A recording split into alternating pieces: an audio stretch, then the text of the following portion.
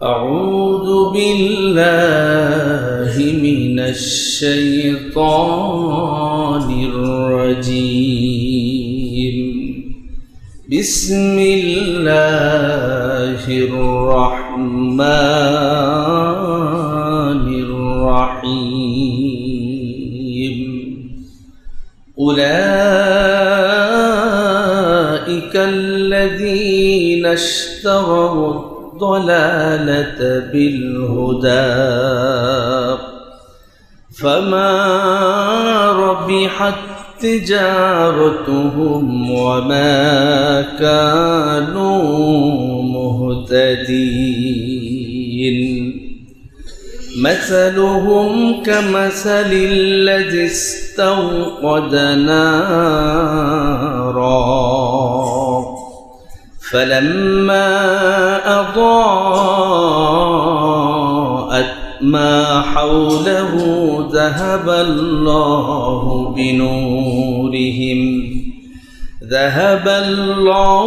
بنورهم وتركهم في ظلمات لا يبصرون الله رب العالمين সপ্তাহের শ্রেষ্ঠ দিনে সুস্থ অবস্থায় আল্লাহর ঘর মসজিদে আমাদেরকে নামাজ আদায়ের জন্য খুতবা শোনার জন্য আগে আগে আসার বসার তৌফিক দান করেছেন।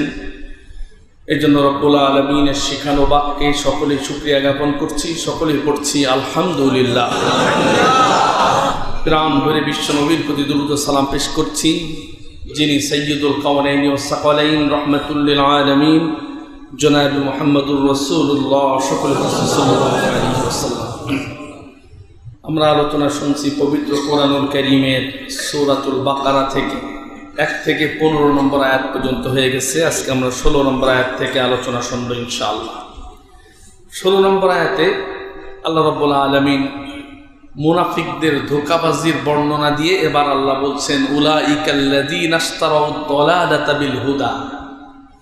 আল্লাহ বলছেন ওরা ক্রয় করে নিয়েছে খারাপ পথটা, জাহান্নামের পথ। আর কিসের বিনিময়ে? দালালাতা বিল হুদা, হিদায়াত গ্রহণ না করে, সঠিক রাস্তা না গ্রহণ করে তারা ভ্রষ্টতাকে ক্রয় করে নিয়েছে। আল্লাহ বলছেন তাদের এই কর্মকাণ্ডে কোনো লাভ হবে না। ওমা কানু মুহতাদিন, তারা হিদায়াত প্রাপ্ত নয়। এই জাতীয় আয়াত আল্লাহ কোরআনে অন্যান্য জায়গায় বর্ণনা করেছেন।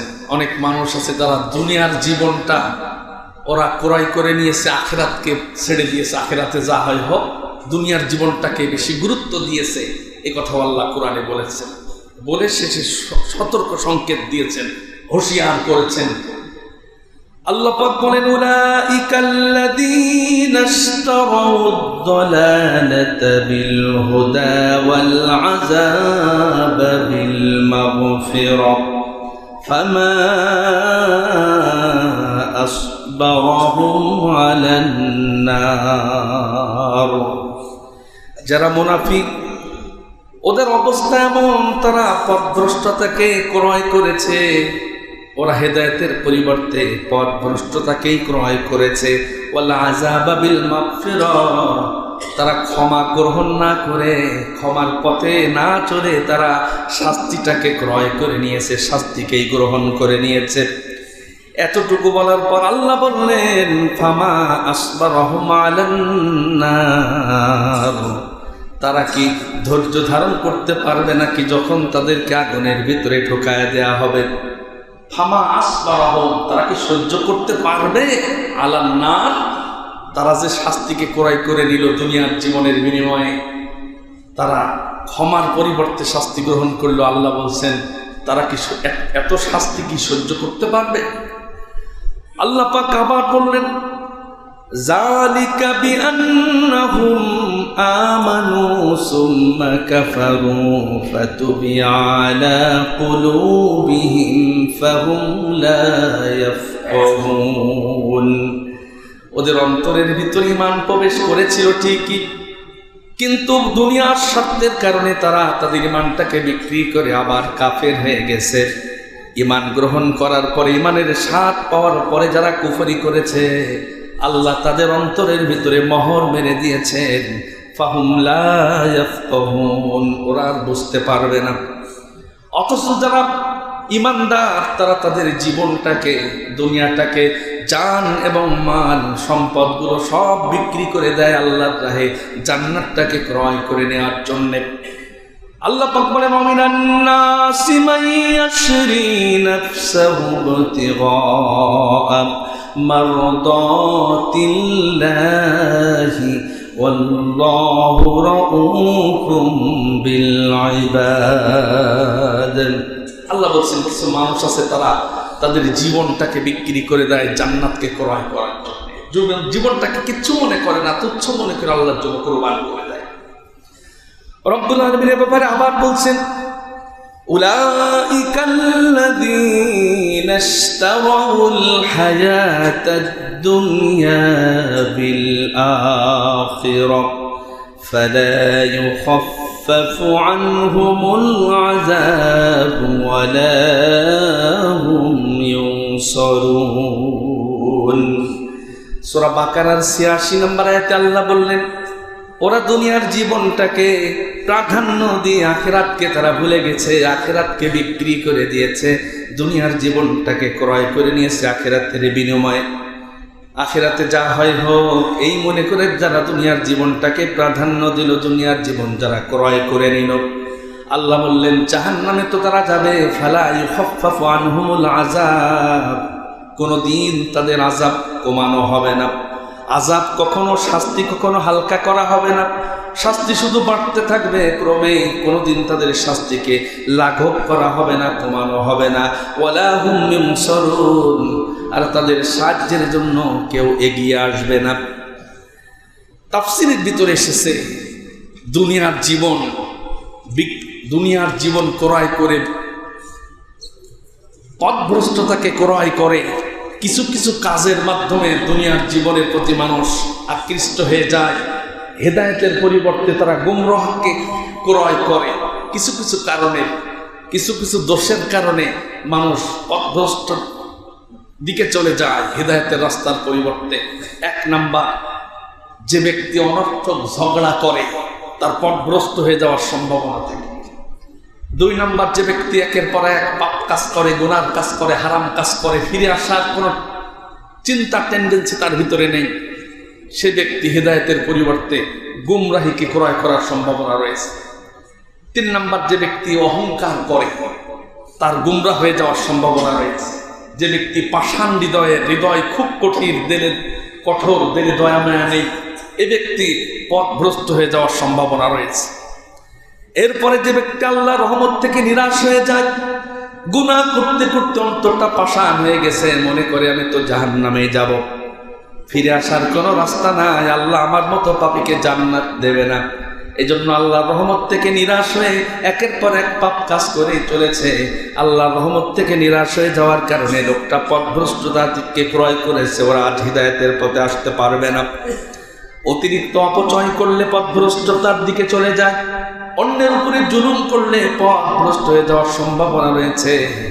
অন্তর যা কয়, মন যা বলে তাই যারা অনুসরণ করে, প্রবৃত্তির অনুসরণ করে, সে পথভ্রষ্ট হয়ে যাওয়ার সম্ভাবনা রয়েছে। আল্লাহ এবং তার রাসূলের অবাধ্য যদি কোনো মানুষ হয়ে যায়, ওই লোকটা পথভ্রষ্ট হয়ে যায়। আল্লাহর পথে যদি কেউ বাধা প্রদান করে, এই লোকটা পথভ্রষ্ট হয়ে যায়। আল্লাহর সাথে যদি কোনো মানুষ শিরিক করে বসে, সে ব্যক্তিও পথভ্রষ্ট হয়ে যায়, সঠিক রাস্তায় সে থাকতে পারে না। এবার পরের আয়াতে আল্লাহ পাক বললেন, মাসালুহুম কামাসালিল্লাযী ইসতাওকাদা নারা ফালাম্মা আদাআত মা হাওলাহু যাহাবাল্লাহু বিনূরিহিম ওয়া তারাকাহুম ফি যুলুমাতিল লা ইউবসিরুন। জোরে বলেন আল্লাহু আকবার। আল্লাহ মুনাফিকদের বর্ণনা দেওয়ার পরে বা উদাহরণ দিচ্ছেন। আল্লাহ বলছেন মাসালুহুম, তাদের দৃষ্টান্ত কামাসাল, এমন দৃষ্টান্ত সেই জিনিসের দৃষ্টান্তের মতো, আল্লাযী ইসতাওকাদা নারা, যে কষ্ট করে করে আগুন জ্বালিয়েছে আর চারপাশে অন্ধকারে আলো জ্বলে গেছে। এই লোকের সাথে আল্লাহ উদাহরণ দিচ্ছেন। দেখবেন যেই টিচার, যেই অঙ্ক শিক্ষক যত বেশি উদাহরণ দিতে পারে, সে অঙ্ক টিচার ছাত্রদের তত প্রিয় হয়, তত সফল হয়, সে সহজে বোঝাতে পারে। আগে যদি উদাহরণ দেওয়া যায়, এরপরে বিষয়টা সহজে বোঝানো যায়। উদাহরণ দিলে মানুষের অন্তরে দাগ কাটে। এই জন্য আল্লাহ রাব্বুল আলামিন কোরআনে বিভিন্ন সময় উদাহরণ দিয়েছেন, এখানেও উদাহরণ দিয়েছেন। কেন উদাহরণ দিয়েছেন সেটা আল্লাহ পাক অন্যত্র বলে দিয়েছেন। আমি উদাহরণ দিই এই কারণে, ওয়ালাকাদ দরবনা লিন-নাস ফি হাদাল কুরআনি মিন কুল্লি মাসাল লাআল্লাহুম ইয়াতাযাক্কারুন। উদাহরণ দিয়ে এই জন্য যাতে মানুষ সহজে সেখান থেকে বুঝে শিক্ষা নিতে পারে। এই জন্য আল্লাহ কোরআনের পাতায় পাতায় উদাহরণ দিয়েছেন। আল্লাহ পাক আবার বললেন উদাহরণ সম্পর্কে, ওয়াতিলকাল আমসালু নাদরিবুহা লিন-নাসি ওয়া মা ইয়াকিলুহা ইল্লাল আলিমুন। আল্লাহ এইভাবে তোমাদের উদাহরণ দেয় এই কারণে, এই উদাহরণগুলো সারা মাথায় ভ্যালু আছে, বুদ্ধি আছে, এই লোকগুলো এই উদাহরণ থেকে শিক্ষা গ্রহণ করে। উদাহরণ তারাই বুঝতে পারে। আর যাদের জানার আগ্রহ নেই, শিখার আগ্রহ নেই, জ্ঞানকে কাজে লাগায় না, সে এই উদাহরণ থেকে কিছু শিখতে পারবে না।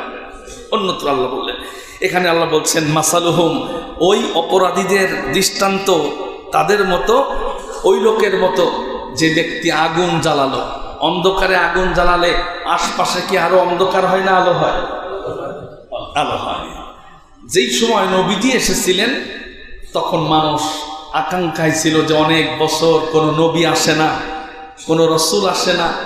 সবাই ইহুদিরা মনে করছিল আমাদের মধ্য থেকেই নবী আসবে। আওস খাজরাজের লোকজন তারা অপেক্ষা করছিল নবী আসবে।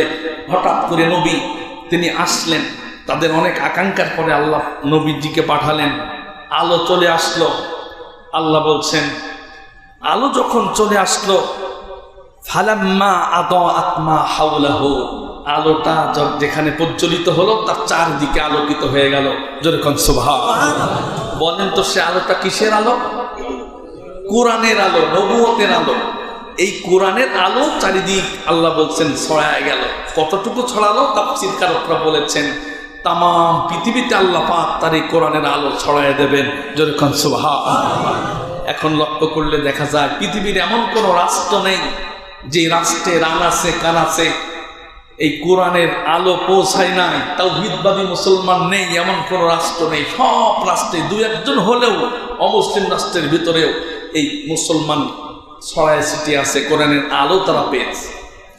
আল্লাহ বললেন সেই লোকের উদাহরণ হলো, চারিদিকে যখন কোরআনের আলোয় আলোকিত হয়ে গেল, আল্লাহ রাব্বুল আলামিন বললেন ওই আলো থেকে যারা আলো গ্রহণ করলো না, ওই যে আগুন থেকে যারা শিক্ষা গ্রহণ করলো না, সেখান থেকে যারা নূর গ্রহণ করলো না, আল্লাহ বললেন যাহাবাল্লাহু বিনূরিহিম।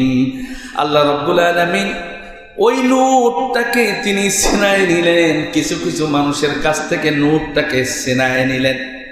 আল্লাহ বললেন আগুন জ্বালালো, পরে বলছেন নূর ছিনিয়ে নিয়ে গেল। তার মানে কোরআন যদি তুমি মানো তাহলে তোমার জন্য সেটা নূর বা জান্নাতে যেতে পারবা।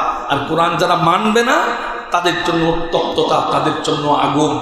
এই জন্য আল্লাহ উদাহরণটা দিলেন ওইভাবে যে কোরআন যে মানবে সে নূর পেয়ে জান্নাতে যাবে, আর যে ব্যক্তি কোরআন মানবে না সে আগুন পেয়ে জাহান্নামে যাবে। বলি না, যারা কোরআন থেকে শিক্ষা গ্রহণ করলো না, এখান থেকে আলো নিল না, আল্লাহ বলছেন আল্লাহ তাদের আলোটাকে যখনই ছিনায় নিলেন তখনই ওই জায়গা অন্ধকার হয়ে গেল। ও তারাকাহুম, তাদেরকে আল্লাহ পাক রেখে দিলেন ফি যুলুমাতিল লা ইউবসিরুন, অন্ধকারের ভিতরে ওরা আর কোনো পথ দেখতে পায় না। আল্লাহ রাব্বুল আলামিন তো দারুণ উদাহরণ দিলেন, আলোর কথা বললেন। এই আলো যে যত গ্রহণ করতে পারবে, কিয়ামতের কঠিন ময়দানে পুলসিরাত পার হওয়ার সময় ওই জায়গা অন্ধকার থাকবে। নবীজি বলেছেন ইমানের আলোয় যারা আলোকিত হতে পারবে, আমলের আলোয় যারা আলোকিত হতে পারবে, কোরআনের আলোয় যারা আলোকিত হতে পারবে, কিয়ামতের মাঠ থেকে যে ব্রিজের পার হয়ে জান্নাতে যেতে হয় ওই জায়গা তার আমল অনুযায়ী লাইটিং করা হবে, আলোকিত করা হবে। এ কথা আল্লাহ পাক কোরআনে অন্য জায়গায় বলেছেন, আল্লাহ রাব্বুল আলামিন বলেন, ইয়াউমা লা ইউখজিল্লাহুন নাবিয়্যা ওয়াল্লাযীনা আমানু মা'আ নূরুহুম ইয়াসআ বাইনা আইদিহিম ওয়া বিআইমানিহিম ইয়াকুলুনা রাব্বানা أتمم لنا نورنا واغفر لنا إنك على كل شيء قدير جركن الله أكبر সূরা তাহরিমের ৮ নম্বর আয়াতে আল্লাহ বলছেন, সেদিন আল্লাহ তার নবী এবং তার অনুসারীদেরকে অপদস্থ করবেন না। নূরুহুম ইয়াসআ বাইনা আইদিহিম ওয়া বিআইমানিহিম, সামনে এবং ডানে তাদের ইমানের নূরগুলো আলোকিত করতে থাকবে। জোরে কোন সুবহানাল্লাহ। তাহলে কোরআন থেকে যে যত নূর নিতে পারবে, কোরআন থেকে যে যত বেশি আলো নিতে পারবে, কিয়ামতের ময়দানে তার অন্ধকার জায়গাটা ততটা লাইটিং হয়ে যাবে। নবীজি হাদিসে বলেছেন, আমল অনুযায়ী, ইমানের পাওয়ার অনুযায়ী কারো আলো কম হবে, কারো আলো বেশি হবে। যাদের কম হবে, তাফসিরে এসেছে তাদের পায়ের সামনে একটু আলো হবে, ওই আলোটুকু দেখে দেখেই সে পুল সিরাত পার হয়ে যাবে। ওই সময় যারা অপরাধী ছিল, মুনাফিক ছিল, তারা এই যে কোরআনের নূর গ্রহণ করে নাই, এই কারণে তারা তাদের পিছন পিছন এসে বলবে, তোমাদের সাথে তো আলো আছে, আমরাও ব্রিজ পার হওয়ার জন্য, পুল সিরাত পার হওয়ার জন্য তোমরা একটু আমাদের জন্য ওয়েট করো, তোমাদের থেকে আলো নেব। তখন তারা কি বলবে? কোরআনে কি দারুণ করে আল্লাহ পাক সেটা জানায় দিয়েছেন সূরা তাহরিমের ভিতরে। আল্লাহ পাক বলেন, ইয়াউমা তারাল মুমিনিনা ওয়াল মুমিনাতি ইয়াসআ নূরুহুম বাইনা আইদিহিম ওয়া বিআইমানিহিম বুশরাকুমুল ইয়াউমা জান্নাতুন تجري من تحتها الأنهار خالدين فيها ذلك هو الفوز العظيم। ইমানদারদেরকে চারিদিকে যখন, ইমানদারের চারদিকে যখন আলোয় আলোকিত হয়ে যাবে, তখন বলা হবে, তোমাদের জন্য জান্নাতের সুসংবাদ, জান্নাতে ঢুকে পড়ো, যে জান্নাতের তলদেশ দিয়ে নহর প্রবাহিত হয়ে যায়। আর এটাই হলো সফলতা। ওরা যখন পুল সিরাত পার হবে, তখন লক্ষ্য করে দেখবে, ইয়াউমা ইয়াকুলুল মুনাফিকুনা ওয়াল মুনাফিকাত, নারী মুনাফিক এবং পুরুষ মুনাফিক সেদিন চিৎকার করে বলতে থাকবে, লিল্লাযীনা আমানু, যারা কোরআনের নূর গ্রহণ করেছে, ওই ঈমানদারদেরকে মুনাফিকরা ডেকে ডেকে বলবে, নাকতাবিস মিন নূরিকুম উনজুরুনা, ওয়েট করো, অপেক্ষা করো, একটু দাঁড়াও, তাড়াতাড়ি জান্নাতে চলে যেও না, আমাদের জন্য অপেক্ষা করো। নাকতাবিস মিন নূরিকুম, তোমাদের থেকে একটু আলো সংগ্রহ করতে চাই। তখন ইমানদারেরা বলবে, কিলা রজিউ ওয়ারাআকুম ফালতামিসু নূরা, ব্যাকে চলে যাও, পিছনে চলে যাও। নবীজি যে আলোয় আলোকিত করেছিলেন, যে নূর তিনি ছড়িয়েছিলেন, সেখান থেকে তো তোমরা আলো গ্রহণ করো নাই। আলো এখন পিছনে আছে, ব্যাকে গিয়া সেই জায়গা থেকে আলো সংগ্রহ করো। আমাদের থেকে কোনো আলো আজকে দেওয়া যাবে না, পিছনে তোমরা চলে যাও। আল্লাহ বললেন, তখনই কি হবে শোনো, ফাদুরিবা বাইনাহুম বিসুরিল লাহু বাব, ওই মুনাফিক এবং ইমানদারদের মাঝখানে একটা দেয়াল তৈরি হয়ে যাবে, তারা হতাশ হয়ে থমকে দাঁড়ায় যাবে। আল্লাহ বললেন, বাতিনুহু ফীহির রাহমাতু ওয়া যাহিরুহু মিন কিবালিহিল আযাব, ওই দেয়ালে একটা বড় দরজা থাকবে, দরজার ওপাশে ইমানদার যারা যেখানে আছে সেই জায়গা থাকবে রহমত, আর বাইরের দিকে থাকবে কিবালিহিল আযাব, আর বাইরের অংশে থাকবে শাস্তি আর শাস্তি। অর্থাৎ মুনাফিকরা যে পাশে আছে, দরজার পাশে থাকবে শুধু আযাব আর আযাব, আর ওপাশে যারা থাকবে ইমানদার, তাদের জন্য থাকবে শুধু শান্তি আর শান্তি। এবার তাদেরকে বলা হবে, ইউনাদুনাহুম আলাম নাকুম মাকুম, ওই মুনাফিকরা তো ইমানদারদের সাথেই থাকতো, এই জন্য ওদেরকে বলবে, আমরা কি তোমাদের সাথে দুনিয়ায় থাকতাম না? আমরা কি নামাজ আদায় করতাম না? আমরা কি যাকাত প্রদান করতাম না? আমরা কি ঈমান আনয়ন করি নাই? তখন তারা বলবে ক্বালু বালা ওয়ালাকিন্নাকুম ফাতানতুম আনফুসাকুম, অবশ্যই তোমরা আমাদের সাথে থাকতে ঠিকই, কিন্তু নিজেদেরকে তলে তলে ইসলামের ক্ষতি করে নিজেদেরকেই বিপদগ্রস্ত করে ফেলেছ। ও তারাব্বাসতুম, তোরা ওয়েট করতে দেখি মুসলমানদের ভাব ভালো হয় কিনা। মুসলমানরা যদি বিজয় লাভ করতো, কাছে গিয়া মুসলমানদের সাথে মিশে যেতে, আর মুসলমানেরা যখন বিপদগ্রস্ত হতো তখন তোমরা কাফেরদের সাথে মিশে যেতে। তার মানে বিপদ হতে পারে ইসলাম গ্রহণ করলে, এই জন্য পার্থিব সুবিধা নেওয়ার জন্য তোমরা যে কাজ করেছো, ওয়ারতাবতুম, অন্তরের ভিতরে সন্দেহ তোমাদের ছিল, ওয়াগররাতকুমুল আমানিয়্যু, আর তোমাদের দুনিয়ার আশা আকাঙ্ক্ষা তোমাদেরকে গাফেল করে দিয়েছে, পাগল করে দিয়েছে, দুনিয়ায় তোমরা মত্ত ছিলে। এমন সময় হাত্তা জাআ আমরুল্লাহ, আল্লাহর আদেশ চলে এসেছে, তোমাদের মৃত্যু হয়ে গেছে। ওয়াগররাকুম বিল্লাহিল গরুর, শয়তান তোমাদেরকে এইভাবেই তোমাদেরকে ধোঁকার ভিতরে ফেলে দিয়েছে, তোমরা তো বুঝতে পারো না।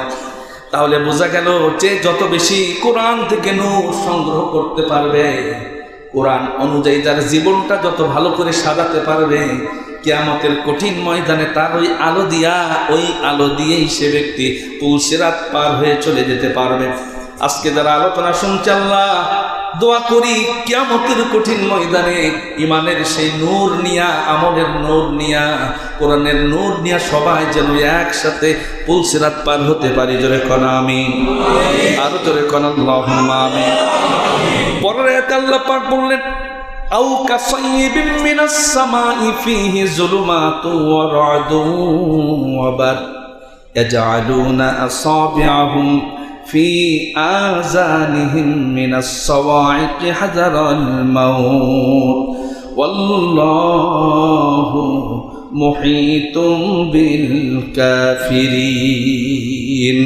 আল্লাহ বলছেন, এর আগের আয়াতে বলছেন সুম্মুম বুকমুন উমিয়ুন ফাহুম লা ইয়ারজিউন, তাদের অবস্থা এমন হয়েছে, ওই যে আলো গ্রহণ করল না দুনিয়ার স্বার্থের জন্য, এই জন্য আল্লাহ তাদের কান নষ্ট করে দিয়েছেন, আল্লাহ তাদের কথা বলার ভাষা নষ্ট করে দিয়েছেন, তাদের কান চোখ সব নষ্ট করে দিয়েছেন। ফাহুম লা ইউবসিরুন ফাহুম লা ইয়ারজিউন, তারা আর ফিরে আসার পথ আর পাবে না। পরের আয়াতে আল্লাহ পাক আরেকটা উদাহরণ দিলেন, এই উদাহরণটা দিলেন আও কাসাইয়্যিবিন মিনাস সামা। আল্লাহ বললেন আর একটা উদাহরণ তোমাদের সামনে পেশ করা হলো, সেটা হলো আকাশ থেকে মুষলধারে বৃষ্টি পড়ছে, ওই বৃষ্টির উদাহরণ আল্লাহ পাক এবার দিলেন। কি উদাহরণ দিলেন? আকাশ থেকে বৃষ্টি পড়ছে, ফীহি যুলুমাতুন ওয়া রা'দুন ওয়া বারক, ওই সময় মেঘে আকাশ ঢেকে যাওয়ার কারণে প্রচন্ড ঘুটঘুটে অন্ধকার, আকাশ থেকে বৃষ্টি বর্ষণ হচ্ছে। ফীহি যুলুমাতুন ওয়া রা'দুন ওয়া বারক, মাঝে মাঝে বিদ্যুৎ চমকাচ্ছে, বিজলির চমক হচ্ছে, অবাক, এবং আকাশে যেই বজ্রপাত হয়, আকাশে যে বজ্রধ্বনি হয়, গুড়ুম গুড়ুম আওয়াজ হয়, ওই আওয়াজের কথা আল্লাহ বললেন। এমন সময় একজন লোক সেখান দিয়ে যাচ্ছে, আল্লাহ বলছেন ইয়াজআলুনা আসাবিআহুম, ওই বৃষ্টির অন্ধকারের ভিতরে মাঝে মাঝে জিলিক মারছে, মাঝে মাঝে প্রকট শব্দ হচ্ছে, তখন তারা তাদের কানের ভিতরে আঙুল দিয়ে রাখছে।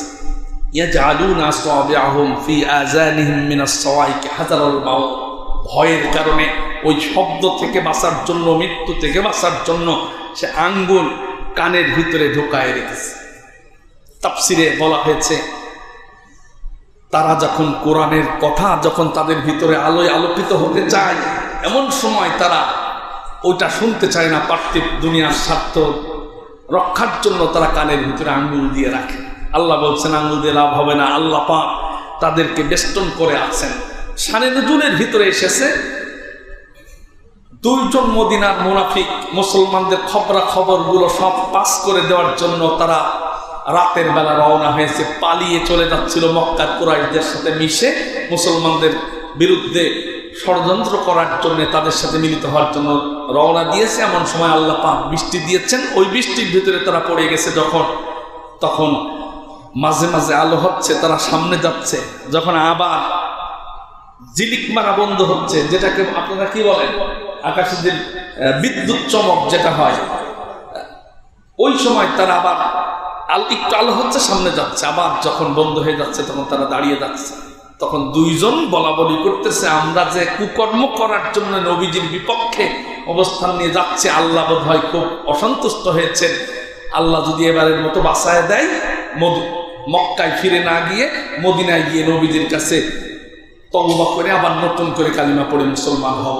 তারা ফিরে আসলেন, আল্লাহ বাঁচায় দিলেন, এরপরে নবীজির হাতে হাত দিয়ে কালিমা পড়ে মুসলমান হয়েছেন। তাদের প্রসঙ্গ নিয়ে আল্লাহ পাক এই উদাহরণ দিয়েছেন। যেরকম সুবহানাল্লাহ। আল্লাহ রাব্বুল আলামিন বলেন, ইয়াকাদুল বারকু ইয়াখতাফু আবসারহুম কুল্লামা আদাআ লাহুম মাশাউ ফীহি। অবস্থা এমন হলো, বিদ্যুতের চমকের কারণে তাদের চক্ষু যেন বিস্ফারিত হয়ে যাচ্ছে। কুল্লামা আদাআ লাহুম, যখনই আকাশ থেকে বিজলি চমক দিচ্ছে তখন আলো হওয়ার কারণে তারা পথ চলা শুরু করেছে। আবার যখন সেটা বন্ধ হয়ে যায় তখন তারা আবার দাঁড়ায় যায়। এর তাফসীর বলা হয়েছে, অর্থাৎ ইসলামের সুবিধা যখন এসেছে তারা ইসলামের দিকে ঝুঁকে পড়েছে। মুসলমানদের যখন অসুবিধা হয়েছে, বিপদ আপদ হয়েছে, তখন তারা পিছিয়ে গেছে। তারা ইসলামের পথে তারা দাখিল করে নাই। ওরা অবস্থা বুঝে যেদিকে বৃষ্টি পড়ে সেদিকে ছাতা ধরা আমল তারা করেছে। নবীজি সাল্লাল্লাহু আলাইহি ওয়াসাল্লাম যখন হুদাইবিয়া বছরে নবীজি বললেন, আমার মনটা চাচ্ছে এত বছর মক্কা থেকে মদিনায় আসলাম, কাবা শরীফটা একটু তাওয়াফ করে উমরা করতে চাই। পরামর্শ চাইলেন, মুনাফিকরা বলল, ইয়া রাসূলুল্লাহ আপনি যান, কোনো অসুবিধা নাই, আপনি যান, কোনো অসুবিধা নেই। উপর উপর বলেছে, কিন্তু মনে মনে বলতেছে আপনি গেলেই আবু জেহেল, আবুল আহাব, উতবা, সাইবার অত্যাচারের শিকার আপনি হবেন। কিন্তু উপর উপরে বলতেছে আপনি যান, কোনো অসুবিধা নেই। মনে মনে কামনা করতেছে যে আপনি যদি যান সেখান থেকে ঠিক মতো মার খেয়ে আবার আসতে হবে। ইসলামের সুদিনে তারা কাছে থাকতো, দুর্দিনে থাকতো না। তাবুকের যুদ্ধে নবীজি সাল্লাল্লাহু আলাইহি ওয়াসাল্লাম 750 কিলোমিটার দূরে জিহাদের জন্য রওনা হচ্ছিলেন। 80 জন মুনাফিক ওই গরমের, প্রচন্ড গরমের বছর, তারা নবীজির সাথে সেখানে যেতে রাজি হয়নি। ইসলামের যখনই কোনো গুরুত্বপূর্ণ কাজে আহ্বান করা হয় তখন মুনাফিকরা পিছিয়ে যায়। তার একটা উদাহরণ, তাবুকের যুদ্ধে 2 লক্ষ রোমান সৈন্য মুসলমানদের বিরুদ্ধে যুদ্ধ করার জন্য ওরা রেডি হয়েছে তাবুকের মাঠে।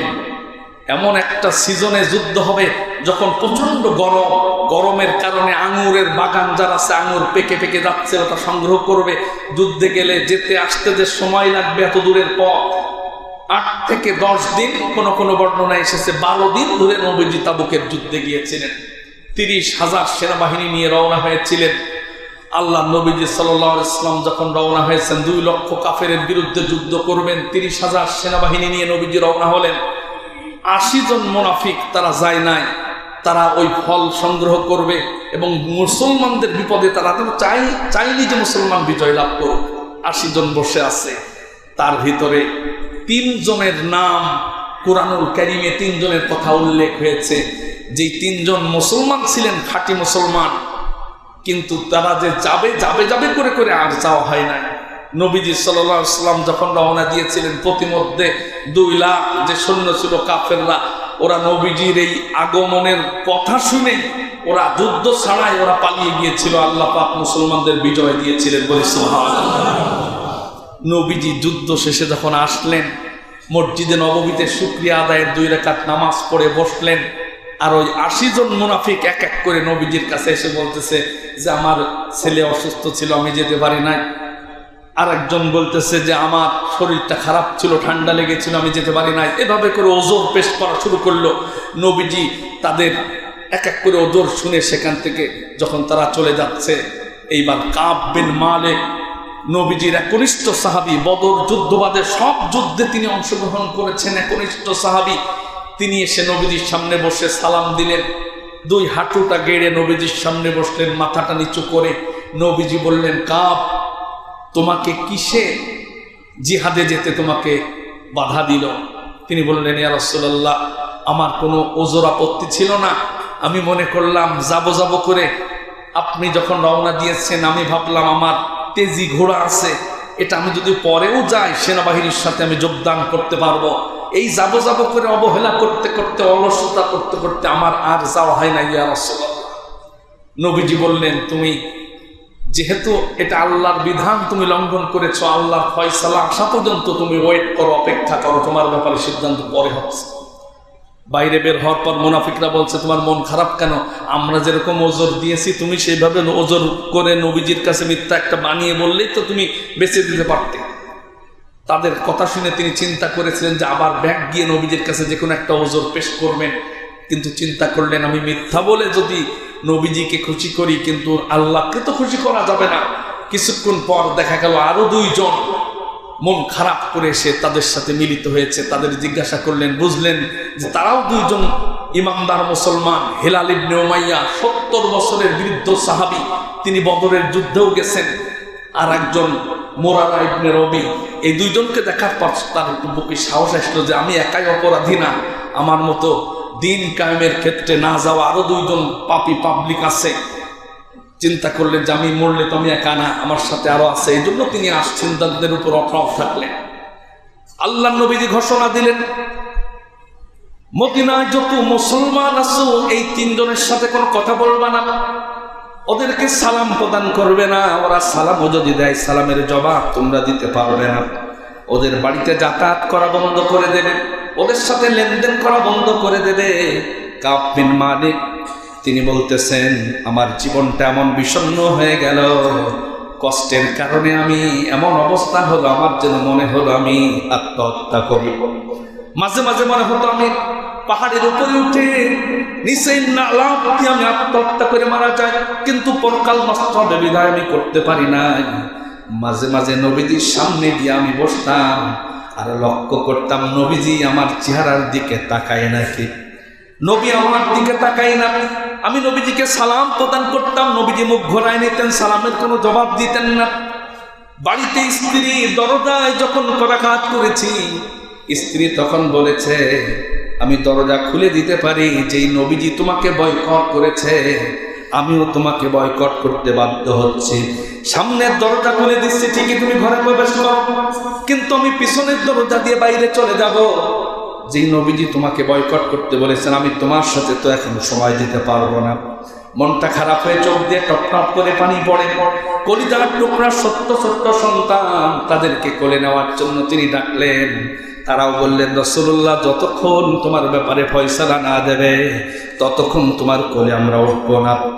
কষ্টের কারণে তিনি তার আপন চাচাতো ভাই, ছোটবেলার খেলার সাথী, তাকে বললেন আমি কি আল্লাহ রাসূলকে ভালোবাসি না, আমি কি আল্লাহকে ভালোবাসি না? তিনি বললেন আল্লাহ এবং তার রাসূল ভালো জানেন তুমি ভালোবাসো নাকি না বাসো। এভাবে হিলাল ইবনে উমাইয়া 70 বছরের বৃদ্ধ মানুষ, দিন কায়েমের জন্য একটা মাত্র জিহাদে যান নাই, অথচ বদরে গেছেন, উহুদে গেছেন, খন্দকে গেছেন। 70 বছরের বৃদ্ধ সাহাবী নিজে শরীরটাকে দড়ি দিয়ে খুঁটির সঙ্গে বেঁধে সব সময় আল্লাহর কাছে কান্নাকাটি করে তওবা করতেন, আল্লাহ ভুল হয়ে গেছে। তার মানে ইসলামের চূড়ান্ত পর্যায়ে যারা কাজে আসে না তাদের ব্যাপারে আল্লাহর কত কঠোর অবস্থান। এখানে পরবর্তীতে এসেছে, তাফসিরে এসেছে, হিলাল ইবনে উমাইয়ার শরীরের ভিতরে 40 দিন যাবত ওইভাবে দড়ি দিয়ে বেঁধে রাখার কারণে শরীরের ভিতরে ঘা হয়ে গিয়েছিল, দড়ি চামড়ার সাথে লেগে থাকার কারণে শরীরে ঘা হয়ে গেছে। 40 দিন পর নবীজি বললেন তারা তাদের স্ত্রী থেকেও যেন আলাদা থাকে। এভাবে করে 49 দিন কেটে গেল। কোরআনে এসেছে ওয়াদাকাত আলাইহিমুল আরদু বিমা রাহবাত, পৃথিবীটা এত প্রশস্ত অথচ তাদের জন্য পৃথিবীটা যেন সংকীর্ণ হয়ে গেল। কেউ কথা না বললে, বয়কট করলে কেমন কষ্ট হয়। কয়টা জিহাদে যায় নাই? একটা মাত্র জিহাদে যায় না, অথচ এত ভালো মানুষ অন্যান্য জিহাদে অংশগ্রহণ করেছেন। শুধু কাব বিন মালিক ইনি বদরে যান নাই, আরগুলো বদরেও গেছেন। এই 3 জনের ব্যাপারে আল্লাহ রাব্বুল আলামিন 50 দিনের দিন ফজরের আজানের পূর্বে, ফজরের ওয়াক্তের সময় রব্বুল আলামিন তাদের শানে 3 জনের কান্নাকাটির কারণে আল্লাহ রাব্বুল আলামিন তাদের তওবা গ্রহণ করে আয়াত নাজিল করলেন। বলি সুবহানাল্লাহ। আয়াত নাজিল হলো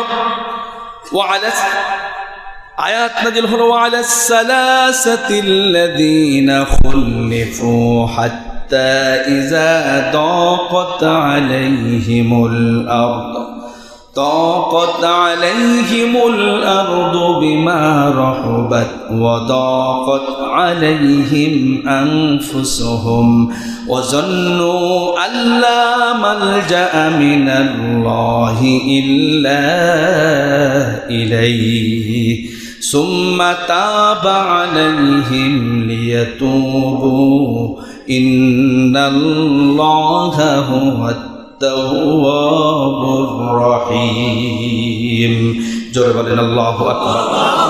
আল্লাহ বলছেন তিনজনের ব্যাপারে যারা পিছিয়ে ছিল যুদ্ধে যাওয়া থেকে, আল্লাহ তাদের ব্যাপারে ঘোষণা করলেন সুম্মা তাবাল্লাহু, আল্লাহ পাক সুম্মা তাবা আলাইহিম লিয়াতুবু, তারা তওবা করার কারণে আরশে আজিম থেকে, নবীজি তাকে মাফ করতে পারে নাই কিন্তু আল্লাহ পাক আরশে আজিম থেকে তাদের মাফের ঘোষণা দিয়েছেন। বলে সুবহানাল্লাহ। নবীজি খুশি হলেন।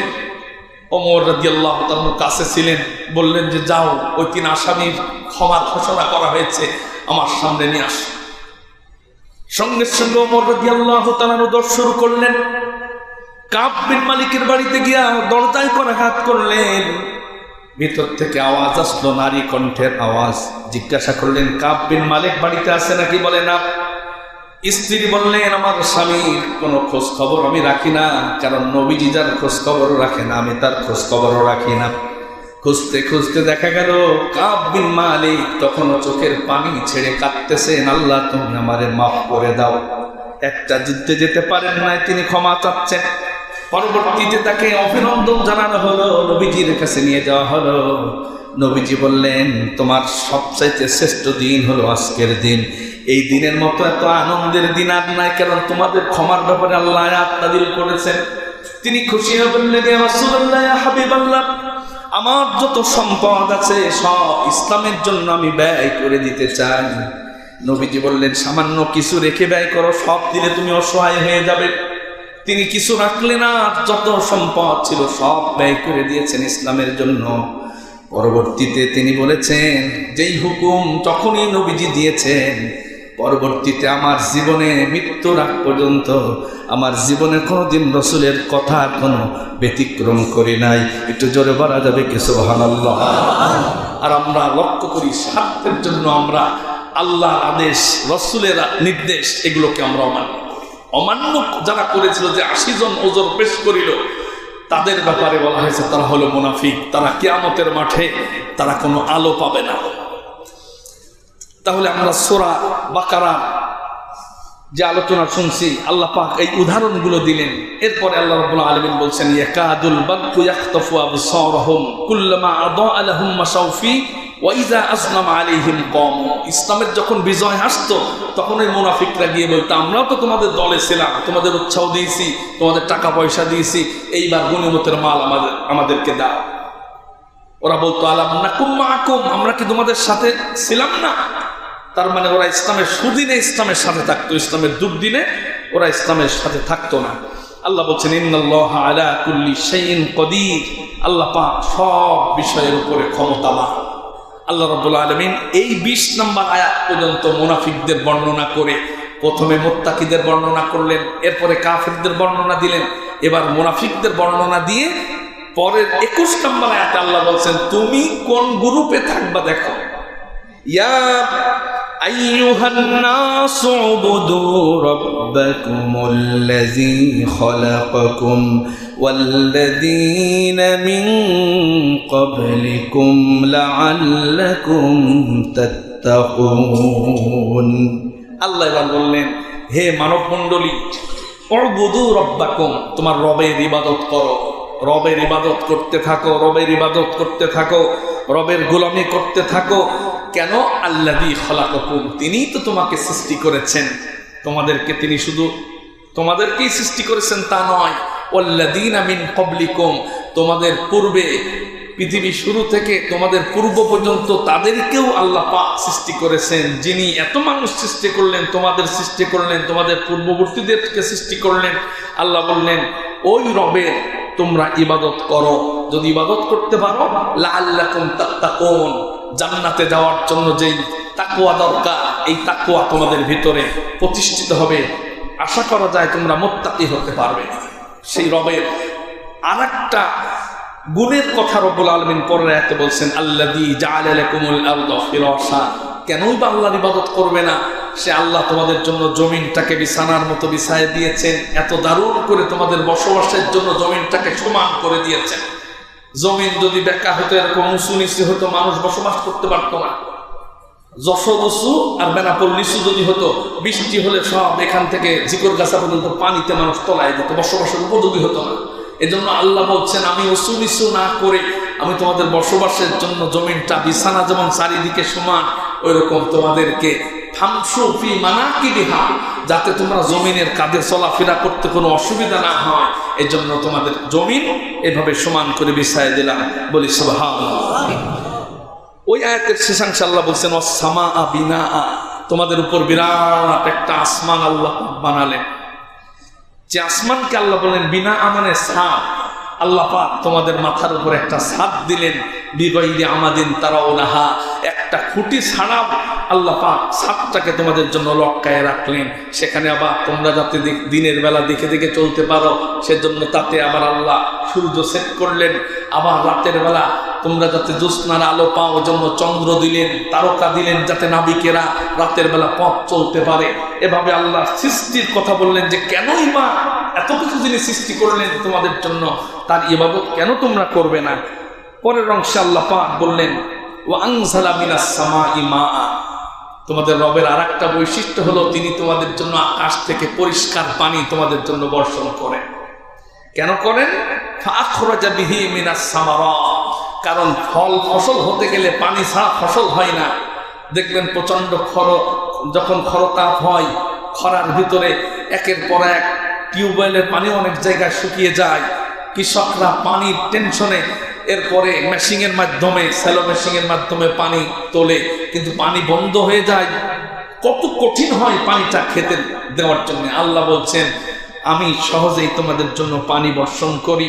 ফাআখরাজা বিহি মিনাস সামারাত, যাতে করে পানি, গাছ ভিজে, মাটি ভিজে, গাছ রস আহরণ করে বা তোমাদের জন্য ফল, বিভিন্ন রকমের শাক সবজি এবং ফসল তোমাদের জন্য উৎপন্ন হয়। এজন্য আমি পানির মাধ্যমে তোমাদের ক্ষেতের ফল ফসলের ব্যবস্থা করি। এত কিছু বলে আল্লাহ বললেন, ফালা তাজআলু লিল্লাহি আনদাদা ওয়া আনতুম তা'লামুন, জেনে শুনে তোমরা আল্লাহর সাথে কখনো শিরিক করবে না, অন্য কাউকে সমকক্ষ স্থির করবে না। সে আল্লাহর কতগুলো নিয়ামতের কথা আল্লাহ রাব্বুল আলামিন বললেন।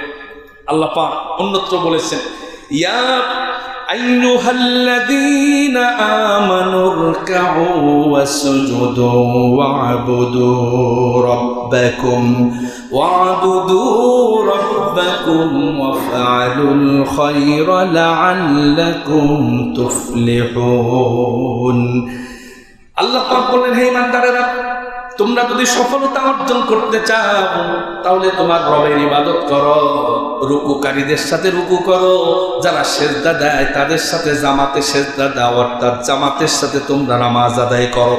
ওয়া'বুদু রাব্বাকুম, তোমার রবের ইবাদত করো, গোলামি করো, দাসত্ব করো। আশা করা যায় লাআল্লাকুম তুফলিহুন, তোমরা সফলতা অর্জন করতে পারবে। আল্লাহ পাক আবার বললেন, ফামান কানা ইয়ারজু লিকা রাব্বিহি ফালইয়ামাল আমালান সালিহান ওয়া লা ইউশরিক বিইবাদাতি রাব্বিহি আহাদা। আল্লাহর যদি সাক্ষাৎ পেতে চাও, জান্নাতে যাওয়ার পরে আল্লাহরে যদি দেখতে চাও, আল্লাহর ইবাদত করো আর আল্লাহর সাথে শিরিক করা ছেড়ে দাও। আল্লাহর ইবাদত বন্দেগী যদি করতে পারো, আল্লাহর সাথে তোমাদের সাক্ষাৎ হয়ে যাবে। এই ইবাদত কতদিন পর্যন্ত করবে তাও আল্লাহ পাক বলে দিলেন। 1 বছর না, 2 বছর না, 5 বছর না, কয়দিন আল্লাহর গোলামি করবা তাও আল্লাহ বলে দিলেন। ওয়া'বুদু রাব্বাকা হাত্তা ইয়াতিয়াকাল ইয়াকিন, যতদিন বেঁচে থাকবে, যতদিন তোমার মৃত্যু না আসবে, ততদিন তোমার রবের গোলামি করতে থাকবে। তো জোরে বলা যাবে কি সুবহানাল্লাহ? ওই আল্লাহ, যে আল্লাহ আমাদের আকাশকে ছাদ বানায় দিলেন, পৃথিবীটাকে বিছায় দিলেন, আমাদেরকে সৃষ্টি করলেন। সে আল্লাহর গোলামি করে, তাকওয়া অর্জন করে, মুনাফিকি ছেড়ে, কুফরি ছেড়ে খাঁটি মুত্তাকি মুসলমান বান্দা হিসেবে আল্লাহ আমাদেরকে কবুল করে পুলসিরাত ওই নূরের, কোরআনের নূরে আলোকিত হয়ে পার হয়ে একসাথে আল্লাহ পাক জান্নাতের জন্য সকলকে কবুল করেন বলি আমিন। ওয়া আখিরু দাওয়ানা আনিল হামদুলিল্লাহি রাব্বিল আলামিন। সুবহানাকাল্লাহুম্মা ওয়া বিহামদিকা আশহাদু আল্লা ইলাহা ইল্লা আনতা আস্তাগফিরুকা ওয়া আতুবু ইলাইক।